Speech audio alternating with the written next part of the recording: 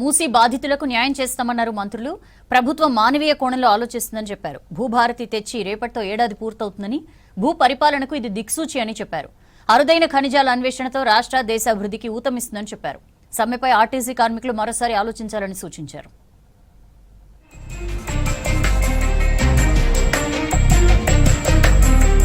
మూసీ నది నిర్వాసితులకు మానవీయ కోణంలో ఆలోచించి న్యాయం చేస్తామని చెప్పారు డిప్యూటీ సీఎం భట్టి విక్రమార్క.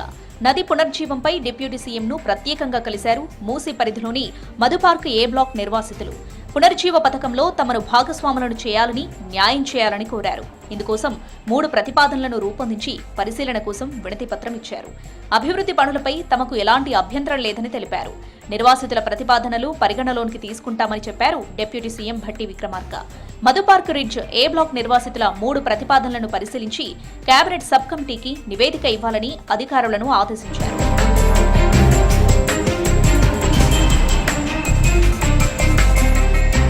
భూ పరిపాలనకు కొత్త దిక్సూచి భూభారతి అని చెప్పారు మంత్రి పొంగులేటి శ్రీనివాసరెడ్డి.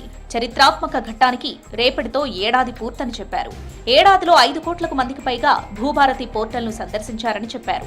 70 లక్షల మంది పోర్టల్ ద్వారా లాగిన్ అయ్యారని, 3,80,000 మందికి పాస్బుక్లు జారీ చేశామని తెలిపారు. పాత సర్వే పద్ధతులకు స్వస్తి చెప్పి రోవర్లతో సర్వే చేయిస్తున్నామన్నారు. ప్రతి సర్వే నెంబర్కు భూధార్ ఇవ్వబోతున్నామన్నారు పొంగులేటి శ్రీనివాసరెడ్డి.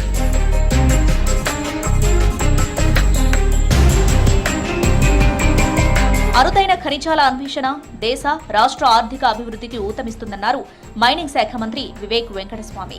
సీఎం రేవంత్ సర్కార్ అన్ని ఖనిజ వనరులను పారదర్శక వేలం ద్వారా కేటాయించే విధానాన్ని తీసుకొచ్చిందని చెప్పారు. దీంతో 2 ఏళ్లలో రాష్ట్ర ఆదాయం గణనీయంగా పెరిగిందన్నారు. హెచ్ఐసిసిలో కేంద్ర గనుల శాఖ నిర్వహించిన రోడ్ షోలో పాల్గొన్నారు మంత్రి. అరుదైన ఖనిజాలకు అంతర్జాతీయ, దేశీయ మార్కెట్లతో విస్తృత విలువ ఉందని, భవిష్యత్తు అభివృద్ధికి మైనింగ్ రంగం కీలకమని చెప్పారు.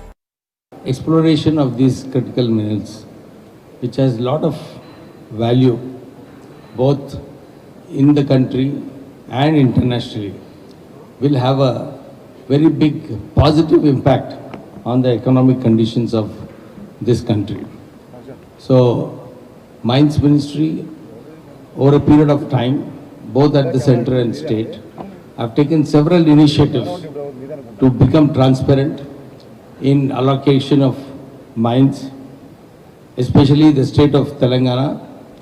Our Honorable Chief Minister Mr. Revanth Reddy Garu has taken the initiative of saying that all minerals should be auctioned.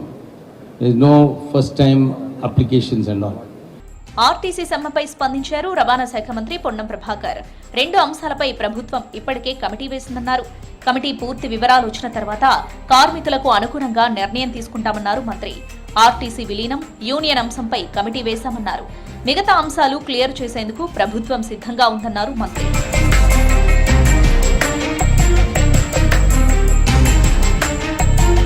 Wanaparthy జిల్లాను అన్ని విధాలా అభివృద్ధి చేస్తామన్నారు మంత్రి వాకిడి శ్రీహరి. అమరచింత పట్టణాన్ని అన్ని సౌకర్యాలతో తీర్చిదిద్దుతామని చెప్పారు.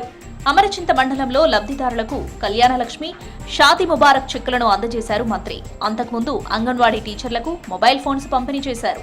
గత సర్కార్ వనపర్తిని పట్టించుకోలేదని, కాంగ్రెస్ ప్రభుత్వం వచ్చిన తర్వాతే అభివృద్ధి జరుగుతుందన్నారు మంత్రి వాకిటి.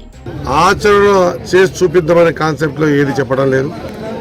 సమయం వచ్చినప్పుడు సరైన వేదిక మీద 2023 డిసెంబర్ 9 కంటే ముందు అమర్చింత ఏముండే, ఏమైంది, ఏం కోల్పోయింది, 2023 డిసెంబర్ తర్వాత అమర్చింత ఏం లబ్ధి చేకూరింది, ఎంత మార్పు వచ్చిందో నిర్భయంగా ఏ వేదిక మీదైనా కూడా చెప్పేందుకు సిద్ధంగా ఉన్నామన్నమాట మరొకసారి గుర్తు చేస్తూ, ఈరోజు ఇందిరమ్మ ఇళ్ళ గృహోపేషాలు కానీ, లేకుంటే కళ్యాణ్లకి చదువు చెక్కులు కానీ, మా అంగన్వాడీ టీచర్లకు సెల్ ఫోన్లు ఇవ్వడం కానీ ఈ కార్యక్రమంలో పార్టిసిపేట్ చేస్తున్నాం.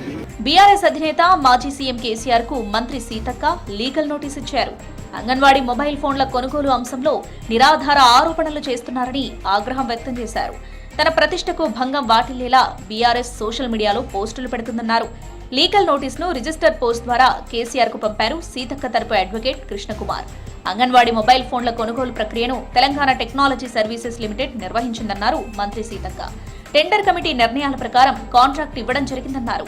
ఇందులో తనకు ఎలాంటి ప్రమేయం లేదని నోటీసులో స్పష్టం చేశారు మంత్రి సీతక్క.